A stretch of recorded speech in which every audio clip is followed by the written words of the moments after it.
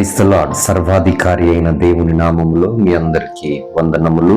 మరొక ఉదయము దేవుని వాక్యమును ధ్యానించుకోవటానికి ప్రభు మనల్ని సజీవులుగా నిలిపినందుకు ప్రభుని స్తుతిస్తూ, ప్రకటన గ్రంథము 3వ అధ్యాయము 8వ వాక్యములో ఒక మాట ఈరోజు ధ్యానం చేసుకుందాం.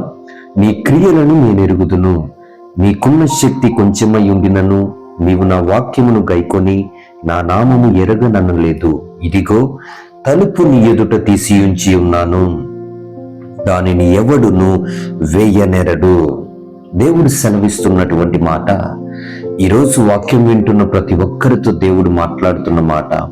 తలుపు నీ ఎదుట తీసి ఉంచి ఉన్నాను, దానిని ఎవడు వేయనెరడు. దేవుడు తలుపు తెరిచాడా, ఆ తలుపును మూయడం ఎవ్వరి వల్ల కాదు. నోవహు కాలములో ఆకాశపు తలుపులు దేవుడు తెరిచాడు. ఎవరైనా మూయగలిగారు ఆ తలుపులు మూయటం ఎవరి వల్ల సాధ్యం కాదు. ఏలియా కాలంలో 3.5 సంవత్సరాల పాటు వర్షము రాకుండా ఆకాశపు తలుపులు ఆయన మూసివేశాడు. ఆయన మూసివేసిన తలుపులు తెరవటం ఎవరి వల్ల అయినా సాధ్యమైందా? అవ్వలేదు. ఆయన తెరిచిన తలుపులు ఎవరు మూయలేరు, ఆయన మూసిన తలుపులు ఎవరు తెరవలేరు. దేవుడి వాక్య భాగంలో మనతో సెలవిస్తున్నటువంటి మాట, తలుపు నీ ఎదుట తెరిచి ఉంచి ఉన్నాను.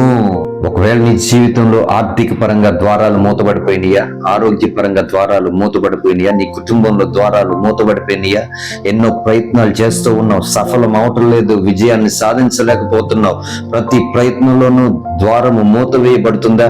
దేవుడి రోజు సెలవిస్తూ ఉన్నాడు, నీకున్న శక్తి కొంచెమైనప్పటికీ ఆయన వాక్యాన్ని గైకొని ఆయన నామాన్ని ఎరుగననకుండా ఆయన నామాన్ని ఎరిగి ఉన్న నీతో దేవుడు సెలవిస్తూ ఉన్నటువంటి మాట, తలుపు నీ ఎదుట తెరిచి ఉంచి ఉన్నాను, దానిని ఎవరును వేయనెరడు. నిశ్చయముగా నా ప్రభు ఈ రోజు నీ జీవితంలో ఏ కార్యము కోసం అయితే ఎదురు చూస్తున్నావో, ఏ కార్యం అయితే మూతబడిపోయింది, ఆగిపోయింది, ఇక ఇది అసాధ్యం అనుకున్నావో, అట్టి కార్యాలను ఈ రోజు నా దేవుడు కదిలించి ద్వారములు తెరిచి గొప్ప కార్యములు జరిగించునుగాక.